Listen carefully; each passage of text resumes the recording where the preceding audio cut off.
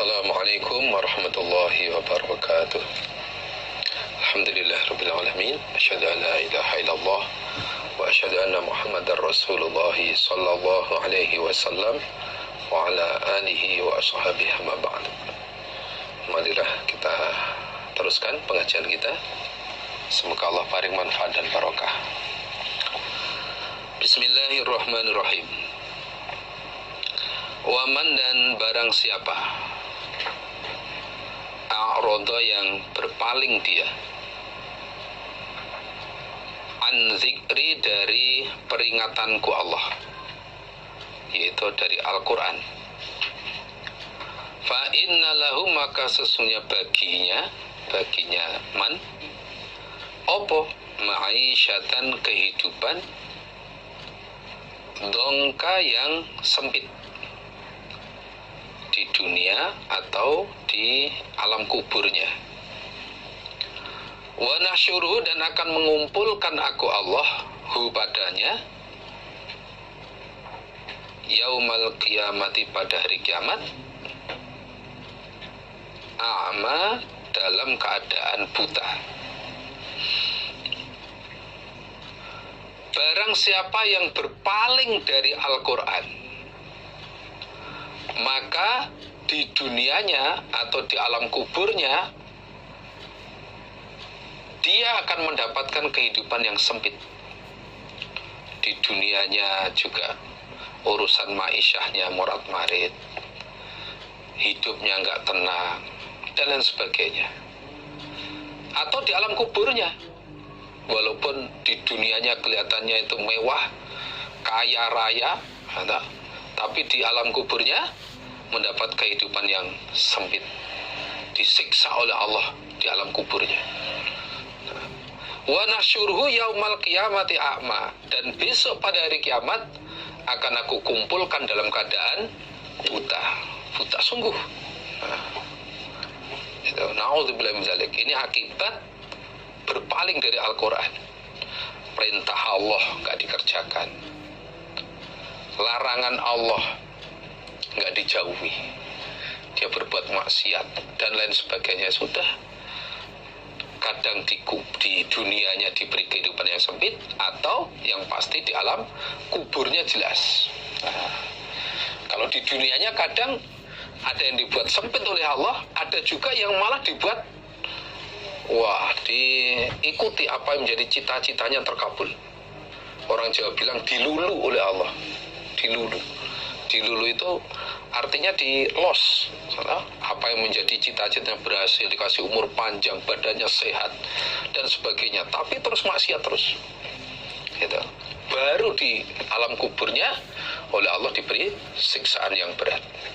Di akhiratnya akan dikumpulkan dalam keadaan buta. Kalau berkata dia man, orang yang berpaling dari Al-Quran itu setelah dibangkitkan pada hari kiamat, berkata, Robbi wahai Tuhanku, lima hasyartani, lima karena apa hasyartani mengumpulkan engkau ni padaku, a'ma dalam keadaan buta, padahal wa qad kuntu dan sungguh telah ada aku waktu di dunia iku basiron orang yang melihat. Begitu di hari kiamat dikumpulkan oleh Allah dalam keadaan buta, dia bertanya kepada Allah, ya Allah, kenapa engkau mengumpulkan aku dalam keadaan buta ya Allah? Padahal di dunia dulu saya itu bisa melihat, mata saya normal ya Allah, tapi kenapa di akhirat ini saya dalam keadaan buta ya Allah? Qala maka berfirman siapa Allah, kadzalika seperti itu keadaan buta, atatka telah datang kepada kamu opo ayatuna ayat-ayatku Allah, fanasitaha maka melupakan kamu pada ayat. Wa kadzalika maka demikian itu pula al yauma hari ini tunsa, dilupakan kamu. Nah, dilupakan kamu artinya ditinggal dalam keadaan terkena siksaan. Dijawab oleh Allah. Kamu bertanya, kenapa kok kamu keadaan buta? Nah, kadzalika atatka ayatuna fanasitaha. Itu gara-gara kamu melupakan ayatku yang telah datang kepada kamu. Dulu waktu di dunia, ayat-ayatku sudah disampaikan oleh Rasul, sudah dibacakan oleh Rasul, tapi kamu melupakan ayat-ayatku. Perintahnya nggak kamu kerjakan, larangannya malah kamu terjang kamu kerjakan. Nah, ya akhirnya seperti itu keadaan kamu, buta. Wa kadzalikal yauma tunsa. Maka karena kamu melupakan Allah, melupakan ayat-ayat Allah, maka hari ini kamu juga dilupakan oleh Allah, diberi siksaan itu nggak ditolong oleh Allah. Na'udzubillah min dzalik. Itulah akibat orang melupakan Al-Quran, tidak mau mengikuti ayat-ayat Al-Quran. Besok di hari kiamat dalam keadaan buta. Wa kadzalika, seperti itu, najzi, membalas aku Allah,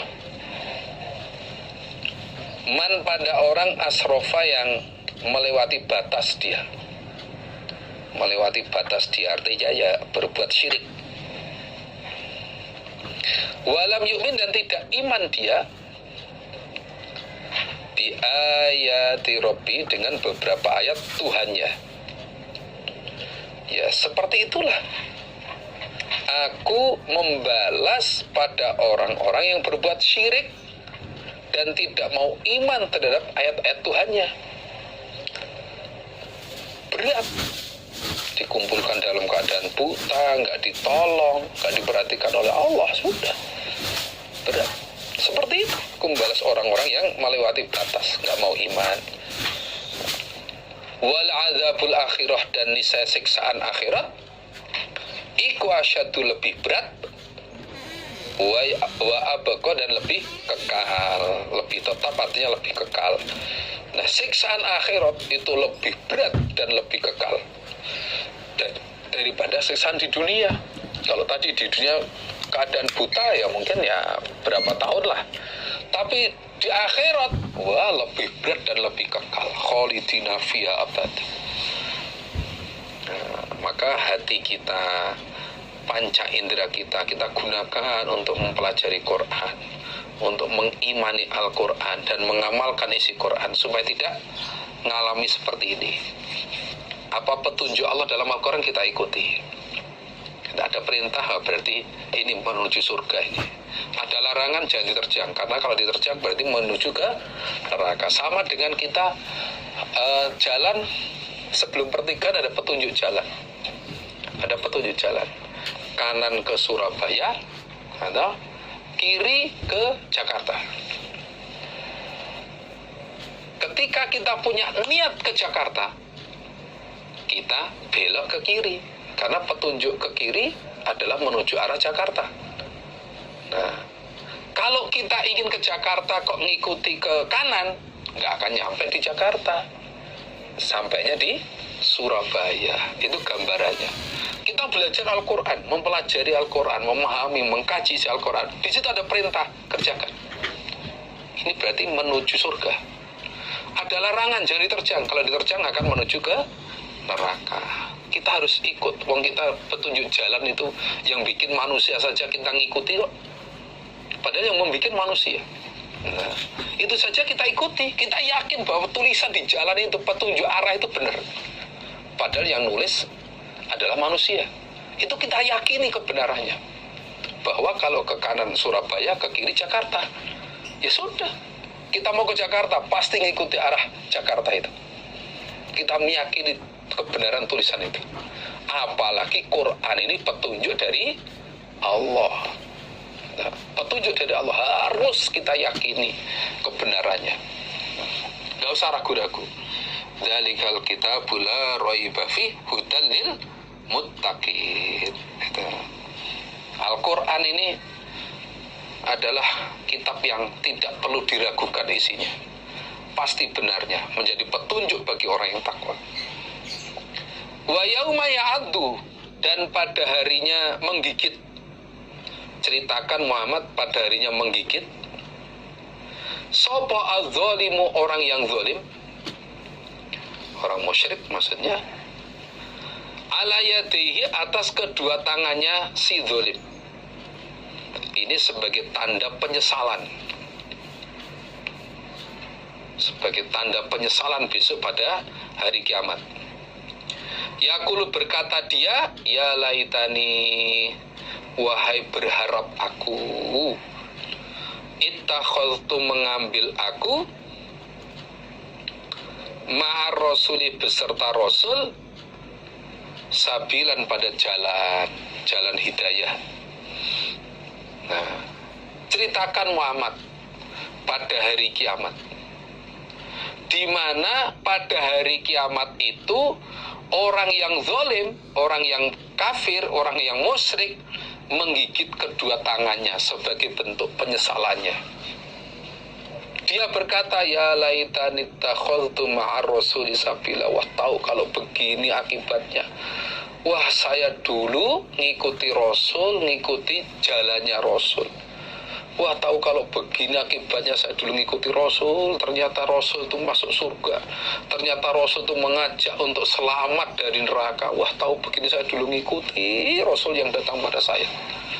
Nah, tapi sudah terlanjur, ibarat nasi telah menjadi bubur. Sudah, artinya sudah nggak ada gunanya menyesal di akhirat. Ya wailata, wahai kerusakanku, wahai kerusakanku, laitani, berharap aku, lam attakhid, tidak menjadikan aku, tidak mengambil aku atau menjadikan aku, fulanan, pada si fulan, tidak aku jadikan khalilan, pada seorang kekasih. Nah, pada seorang kekasih. Dia akan menyesal, wah, tahu kalau begini saya nggak mau mengambil si fulan sebagai kekasih saya. Duh, rusak saya, beblek saya, rugi saya. Ngerti kalau begini saya nggak mengambil kekasih pada si fulan. Kenapa saya dulu kok ngikuti dia? Kenapa saya dulu kok ngikuti ajaran dia? Akhirnya ternyata malah begini akibatnya, masuk neraka. Nah, kalau zaman Nabi Muhammad yang kenaan ayat itu adalah Uqbah bin Abi Mu'aitin. Uqbah bin Abi Mu'aitin yang sudah masuk Islam tapi keluar lagi, keluar dari Islam gara-gara dipengaruhi oleh Ubay bin Khalaf. Ubay bin Khalaf. Nah, besok di akhiratnya Uqbah bin Abi Mu'aitin akan menyesal, wah, ngerti begini saya dulu tidak ngikuti ajaannya Ubay bin Khalaf, rugi saya. Wah, ternyata ngikuti ajaran Ubay bin Khalaf ternyata masuk neraka. Laqad adallani, ini saya sungguh telah menyesatkan dia ni padaku. Ini saya sungguh telah menyesatkan dia ni padaku, anil zikri, dari peringatan, artinya dari Al-Quran. Ba'da ilja'ani, setelahnya datang ni padaku, setelahnya datang apa Quran ni padaku. Wa kana, dan ada sebuah syaitan lil insani, pada manusia, iku khodulan, banyak menghinakan. Nah, akeh ngasorakini, banyak menghinakan atau tukang menghinakan. Nah, ternyata si fulan itu telah menyesatkan aku, meninggalkan Al-Quran.